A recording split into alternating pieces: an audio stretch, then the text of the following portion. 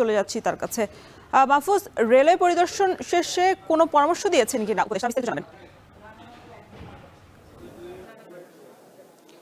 রওশন, ২ যুগ আগেও কিন্তু বাংলাদেশ রেলওয়ে ছিল একটি লাভজনক প্রতিষ্ঠান। তবে সময় যত গড়িয়েছে আমরা দেখেছি আস্তে আস্তে এই প্রতিষ্ঠানটি লোকসানি প্রতিষ্ঠানের রূপ নেয়।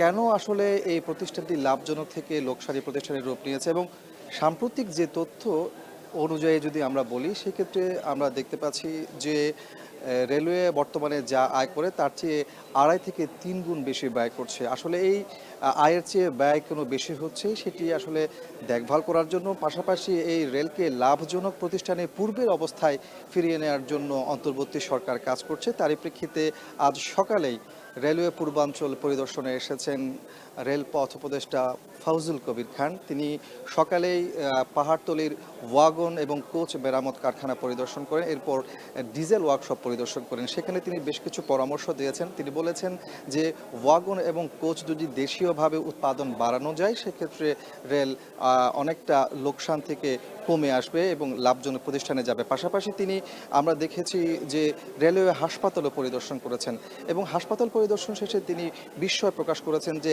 ১০০ শয্যার একটি হাসপাতালে মাত্র একজন চিকিৎসক রয়েছেন এবং রোগীদেরও বেহাল অবস্থা। চিকিৎসা না পেয়ে, ইকুইপমেন্ট না থাকায় এখানকার যারা রোগী চিকিৎসা নিতে আসেন তাদেরকে চট্টগ্রাম মেডিকেল কলেজ হাসপাতাল সহ প্রাইভেট হাসপাতালগুলোতে যেতে হচ্ছে। সেখানে তাদেরকে বেশ ভোগান্তির মধ্যেও পড়তে হচ্ছে এবং অন্য হাসপাতালগুলোতে চাপও বাড়ছে। এমন অবস্থায় তিনি বলেছেন যে এই রেলওয়ে হাসপাতালকে ঢেলে সাজানো হবে।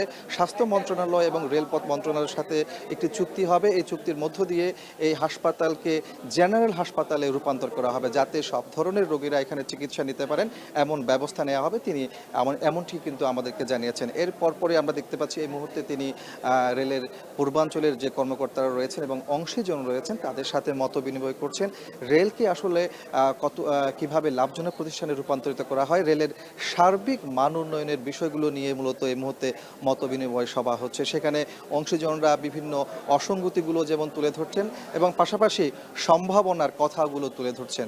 এমন অবস্থায় বলা যায় যে আজকের যে মত বিনিময় সভা, সেটিকে অনেকটা গুরুত্ব দিয়ে দেখছেন সংশ্লিষ্টরা, একই সাথে যারা রেলের সাথে যুক্ত আছেন সবাই। তো এই ছিল আমার কাছে রেলপথ উপদেষ্টার চট্টগ্রাম সফর, একই সাথে বিভিন্ন কারখানা পরিদর্শনের সবশেষ তথ্য।